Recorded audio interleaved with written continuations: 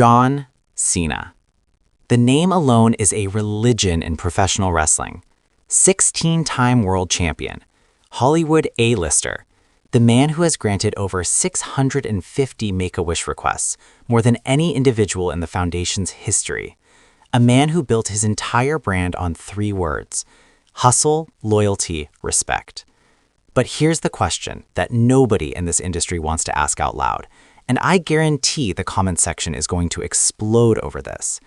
What if the accusations being leveled against John Cena reveal a side of this man that the WWE never wanted you to see? Stay with me, because by the end of this video, you are going to see John Cena in a completely different light, and you're going to have opinions, strong ones. What is up, WrestleScope Nation? Welcome back to the channel where we go beyond the scripted drama and dig into the real stories that the wrestling world is actually talking about. I'm your host, and today we are stepping into the ring with the most polarizing topic in WWE history, the accusations against John Cena. Now, before you click off, before you go, not this again, I need you to understand, this is not a hit piece. This is not clickbait. What we are doing today is laying out every serious accusation that has been directed at the man, examining where they came from, who made them, and asking the uncomfortable question: is there any truth to them? Or is John Cena the most unfairly targeted superstar in wrestling history? Lock in. Let's go. Let's start with the one that has been whispered in locker rooms for decades. John Cena, backstage politician.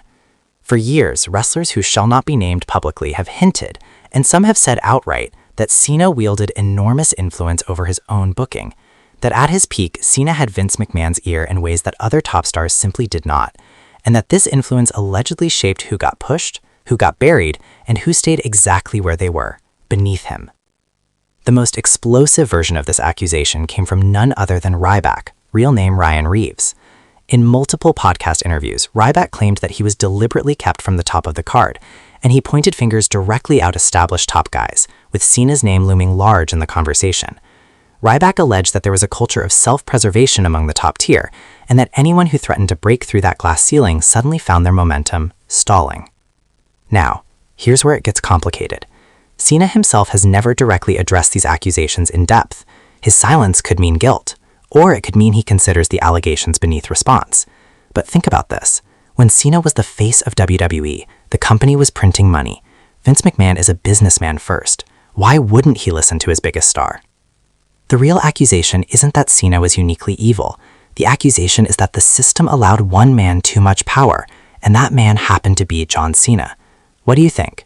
Drop it in the comments. Was Cena protecting his spot or protecting the company? This leads us directly into accusation number 2, and this one has receipts: the burial of rising stars. Let's talk about a few names that fans bring up every single time this conversation happens. The Miz, currently a multiple-time WWE champion, but for years fans argued Cena made Miz look like absolute small fry during their WrestleMania 27 program. The story goes that their main event ended with The Rock, not either of them, standing tallest. Miz, the champion, was an afterthought in his own title match. Nexus. Ugh, this one still stings. In 2010, the Nexus debuted in one of the most electrifying angles WWE had produced in years. They were fresh, they were dangerous, they were a legitimate threat. And then John Cena in the SummerSlam main event pinned nearly every member of the group clean, back to back, in one of the most debated booking decisions in modern wrestling history. One night, the group never fully recovered. Former WWE writer Court Bauer and others in the industry have commented publicly that the creative handling of Nexus, particularly Cena's dominance over them, fundamentally broke the angle. Was that Cena's call? Was it Vince's? Or was it the machine protecting its golden goose?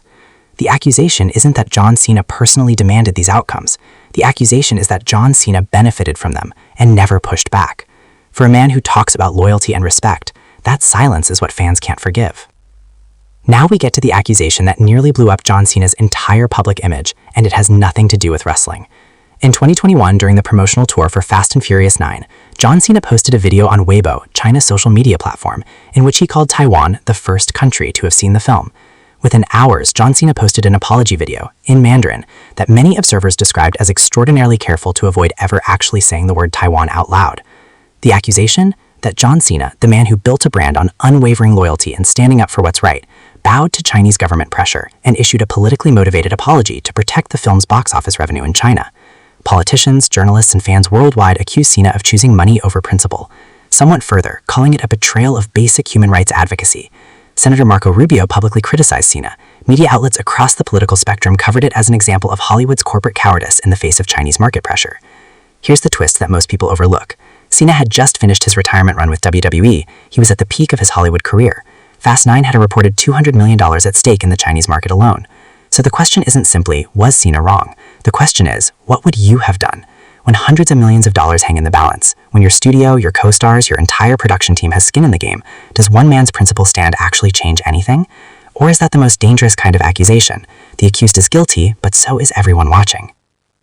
We can't have this conversation without addressing the accusations that came from the most personal arena of all, his marriage to Nikki Bella.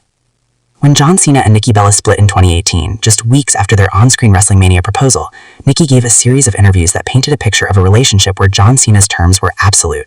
Nikki alleged that Cena's long-standing refusal to have children put her in an impossible position: stay with the man she loved and sacrifice the family she wanted, or leave. The accusation wasn't infidelity, it wasn't abuse, it was something arguably more insidious, that Cena's famous sense of control and self-determination extended into the relationship in ways that left little room for Nikki's own dreams and choices. Ironically, and this is the plot twist nobody predicted, John Cena later married Shea Shahrazada in 2020, and by 2023, friends close to the couple confirmed that Cena had undergone a significant change in his personal perspective on family and life planning. So which accusation is true? That Cena was selfish and controlling, or that John Cena was a man who genuinely evolved, who was forced by loss to look inward and change? Because if the latter is true, that's not a villain story. That's a human being story. Here's where WrestleScope goes somewhere different, because I've laid out the accusations, the politics, the burials, the China controversy, the relationship drama, but the real accusation, the one that cuts deepest, is this. John Cena is accused of being too perfect, and that perfection is a performance. Think about it. The Make-A-Wish record, real and undeniable, but it also became marketing. The Never Give Up brand, genuine, but also a merchandise empire. Every sacrifice Cena made for WWE, working through injuries, putting over young talent in his later career, doing press runs that would break lesser men, was simultaneously an act of passion and an act of brand management. The accusation that haunts John Cena more than any backstage rumor or political controversy is the quiet accusation that the man behind the character might be just as calculated as the machine that created him. And here's the thing, even if that is true, does it make his work less meaningful? Does a charitable act lose its value because the giver also benefits from it? That's the question that doesn't have an easy answer. And I think that's why John Cena, even in his retirement era, even walking away from WWE forever, remains the most argued about figure in wrestling. You can't just simply cheer him or boo him. He forces you to think. So here's where we land, WrestleScope. John Cena has faced accusations of backstage politics, talent burial, corporate cowardice, and personal selfishness. Some of those accusations have credible sources behind them. Some are the inevitable cost of being the biggest star in the room for 15 years. And some, the most interesting ones, aren't really about Cena at all. They're about us, about what we want our heroes to be, and the rage we feel when they're more complicated than the characters they play. Is John Cena a villain? No. Is John Cena a saint? Absolutely not. Is John Cena the most fascinating, complicated, and misunderstood figure in the history of professional wrestling? I put the title on him for that. Now here's what I need from you. This video only matters if we have this conversation together. So drop a comment right now. Do you think the accusations against Cena are justified, or is he the most unfairly targeted superstar of all time? I am reading every single comment on this one. If this video gave you something to think about, smash that like button. It genuinely helps this channel more than you know. And if you're not subscribed to WrestleScope yet, what are you even doing? Hit that subscribe button and ring the bell so you never miss when we go this deep on the stories that actually matter in wrestling. We'll see you in the next one. Until then, keep watching, keep thinking, and never ever stop questioning the narrative.